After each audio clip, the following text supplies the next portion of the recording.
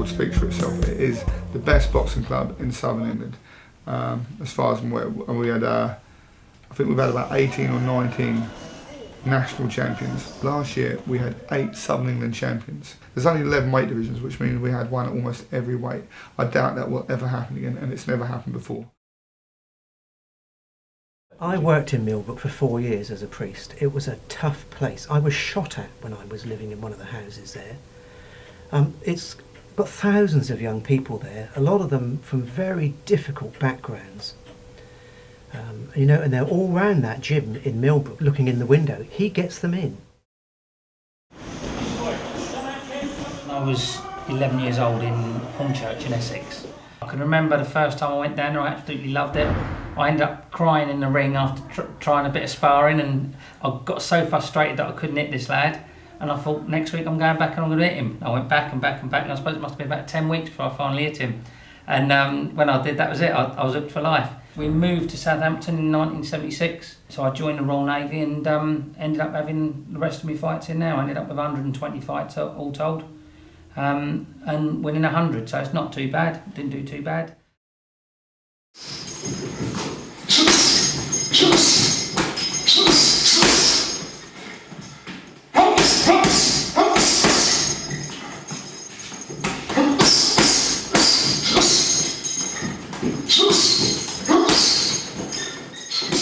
I joined the Golden Ring. Stu Gill was the head Hampshire coach.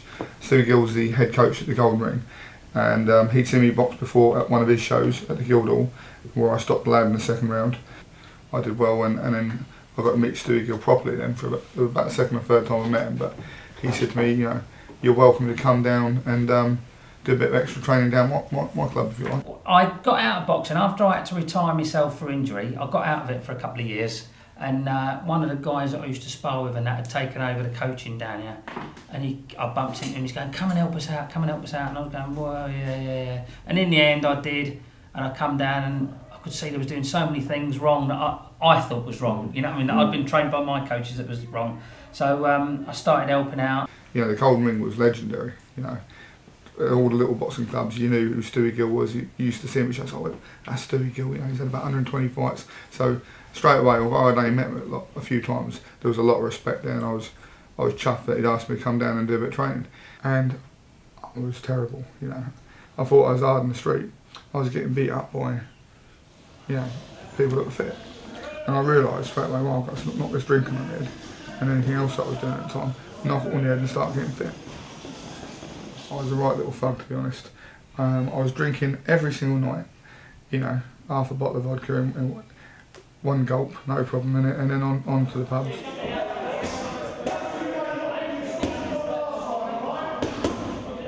And you know, I was sort of hanging under some right idiots, and I think where they knew I could have a right good fight, they would nudge me and, you know, cajole me into it. Danny's looking at you, or they want trouble with us, Dan, and then they'd get me doing all the fighting. And you know, clever old me, I was only 14, 15, 16, 17, 18, I was getting arrested every other night. You know, my mum was getting phone calls from Nick every other night, coming home covered in blood half the time. And I was heading down a bad road. I had about 15 convictions for violence. The only thing that got me out of that lifestyle was I went back to the boxing club. And the fitness and discipline that boxing demands straightened me out.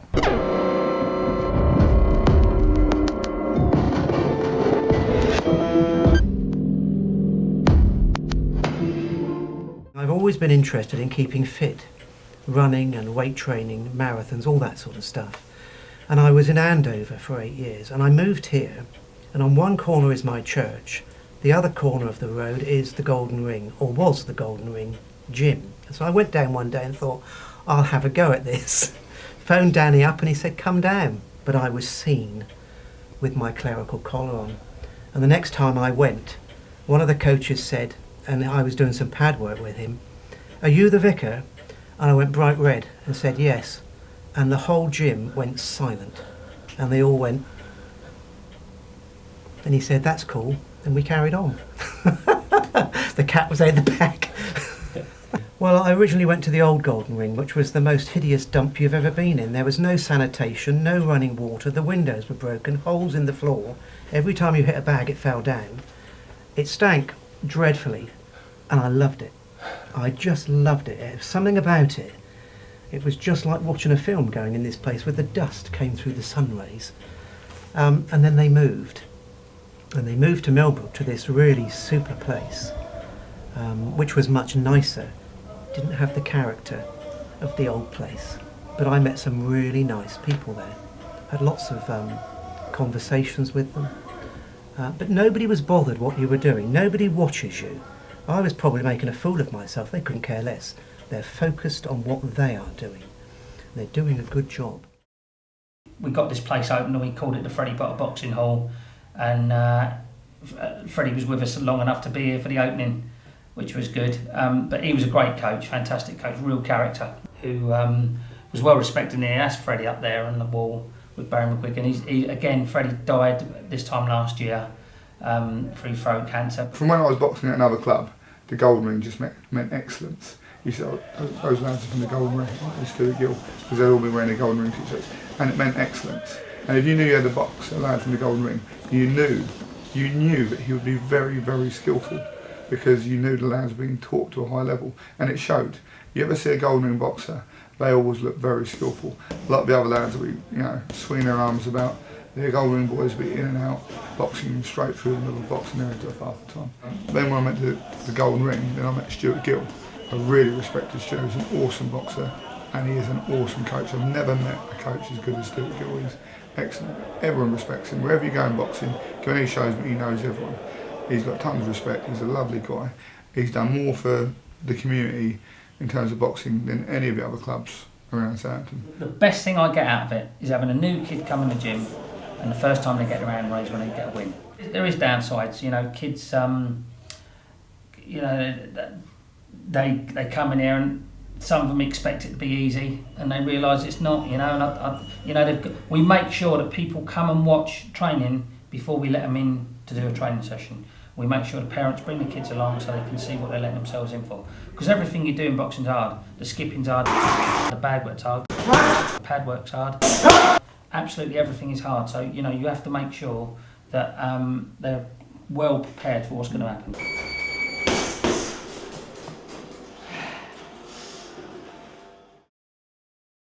I'm not the best boxer in the world. I'm a very good coach because I've been around Stuart Gill, so I know how to teach people to box a variety of ways. If they're tall, rangy boxers, I can teach them to box on their toes in and out. If they're short and stocky, probably like me, then I can teach them to bob and weave, slip and get inside. And I like to train people to their abilities. I like to think I'm straight with the boys. I'll tell if they're losing a fight, if they come back at the end of the first round they're losing, I'll tell them straight, because no point in saying, that was great, and they go there and get beat up again in the next round. So I like to think I'm honest in that way. I do push them because it is a pain game. You get in there and if you're not fit, you're not ready, someone is going to be punching you in the face. Simple as. I'm Lee Hunt, I'm 15 and I've been coming to Golden Ring about a year properly now straight. I've been working with Lee for about just over a year now. I saw him down at the boxing club. To be honest with you, he was well overweight. He was one of these kids for years. We was at the old gym. He come down the gym for about 2 years, and he just didn't lose any weight, and he just didn't try hard. And he just went through the motions. I know he'd been at the Golden Ring for about a year before I met him, and he'd not been doing much because, to be honest, he was too overweight to compete. I mean, he couldn't run around the block. He just couldn't do it. And I said to him, look, I'm not going to let you spar till you're 70 kilos, because he was like 84 kilos, something like that, which is just way, way, way too heavy. And he said, so he trained hard and he slowly got his weight down. He got to about 73 kilos, and I started letting, because he was one of these kids, he always wanted to spar. First thing he'd ask when he come through the door, can I spar? So I said to him, right, yeah, let him spar at about 73 kilos. I said, but you're not going to box till you're 60. The head coach, Stuart Gill, I know he said to him, when we moved to the new place, there's a big green, which he was doing around. Lee couldn't run all the way around that field. And Stuart really said, look, you've been here a year, you're not doing much. If you don't pull your finger out, there's no point you being here. By the end of the month, he had not run that mile, okay? He hadn't, but he was trying, okay? Stuart could see that he was doing his best, so that was good enough. So then he met me, and I could see the potential in him, okay? I could see what maybe some of the other people couldn't see. What I could see, that he was very aggressive, okay? And I thought, we'll channel that in the ring. So I let them start sparring, and he loved it. He could not get enough of it. You couldn't get him in the ring enough. He loved it, and I said, right, when you get your fight leave, but for you to be competitive, you've got to be 60 kilos, okay? Now, he was so keen, we let him fight a bit earlier, we let him fight at 65 kilos. He's got out of a line, and he does put his effort in. He can hit hard. His only problem is at the moment, he's not defensive enough. He puts his hands up like that, and everyone just goes straight for the middle. You know, they just throw their punches right down the middle, and he takes too many on the boat. Hopefully, you know, it's something we've got to work on. Something we will work on, and make sure that he keeps his weight back a little bit and tries blocking a little bit more head movement. But yeah, he's not going to be a bad lad. He's not going to be a bad lad.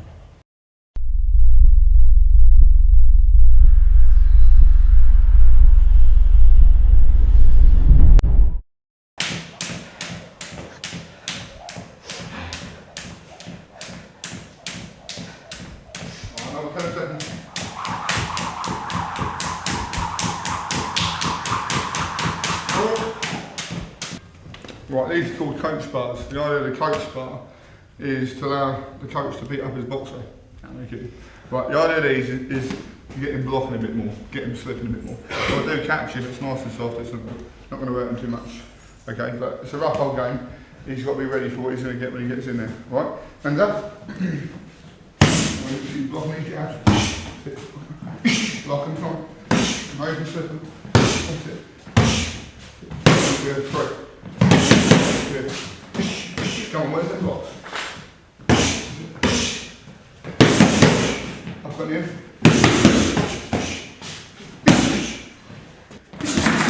Good. We're doing it all the time. Get under it. One wave. Keep getting under the leg.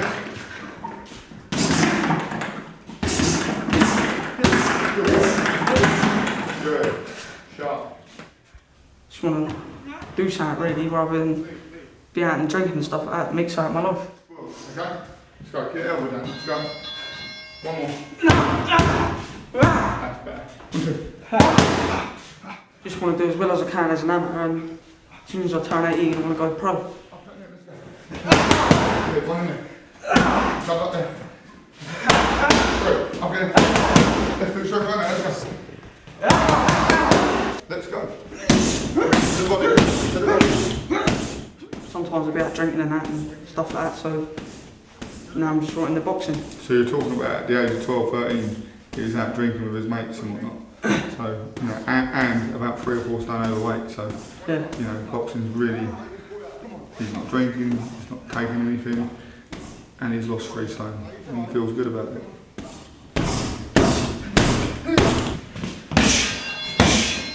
Good day. These slip shots, lovely. His head movement is getting much better. He's starting to slip shots, get under him, okay? But some lads are getting him straight through the middle. So I'm trying to get him a bit more tight, a bit more side on and block shots, as well as just slipping the shots. But he's coming on nicely. You got any of these sparring yet? No. He's a brute. That's it. So, you know, we'll get that.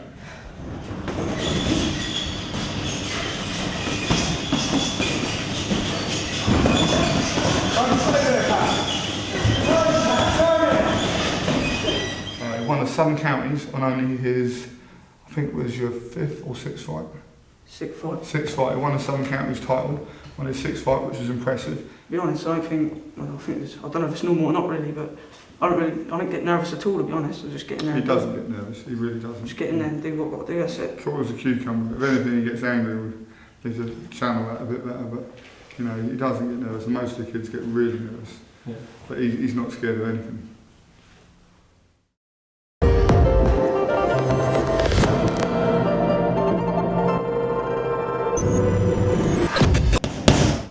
I'm tremendously impressed at what he wants to do with young people, to stop them fighting on the street, get them in his gym and teach them some discipline. And to do that in his time, And I think he makes no money out of that at all. That's commendable. I suppose we've got 3 or 4 kids from this estate that are showing signs of becoming decent boxers.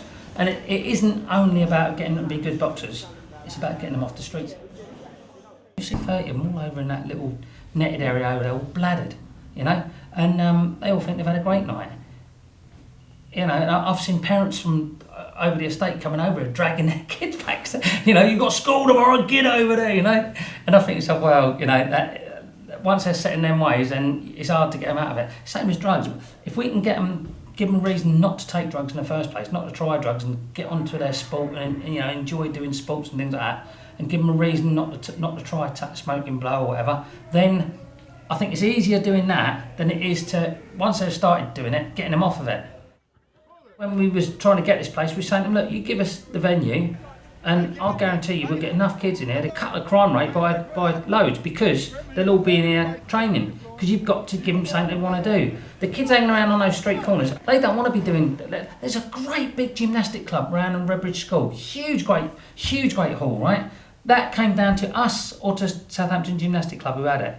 And Southampton Gymnastic Club got it because they had the 20 grand to fix the roof, right? The headmaster at the school said, well, it comes down to who's got the money to fix the roof. I said, it don't. It comes down to who's going to do most for the community. There's 200 members of that gymnastic club. They're all girls from Chandler's Ford and Totton and Romsey, none of them from the bloody estate. You know what I mean? We went there was one boy out of about 200. I said, they're not the ones causing the trouble out in the streets of Millbrook. Give it to us, we'll get half those little scropes in and work at them, you know?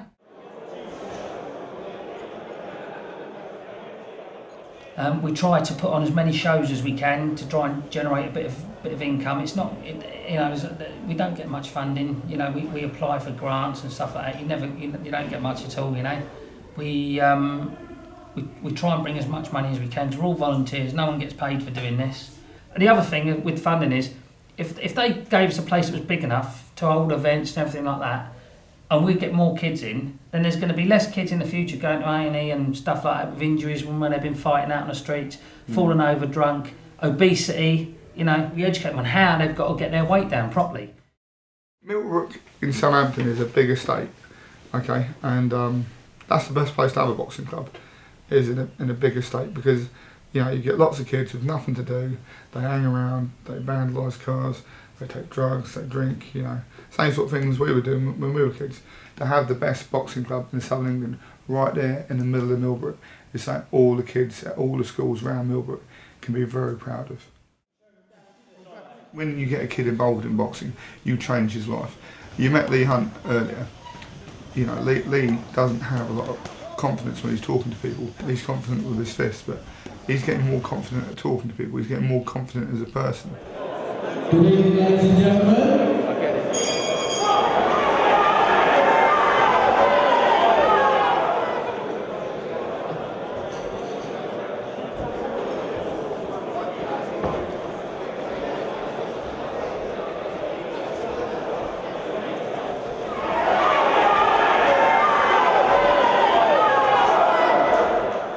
At the end of each fight, one of the nice things about boxing is you'll see whatever has happened during the fight, they'll go up, they'll hug, there'll be mutual respect between those people at the end of the fight because they've gone through something hard together. Okay, so it straightens a lot of these kids out.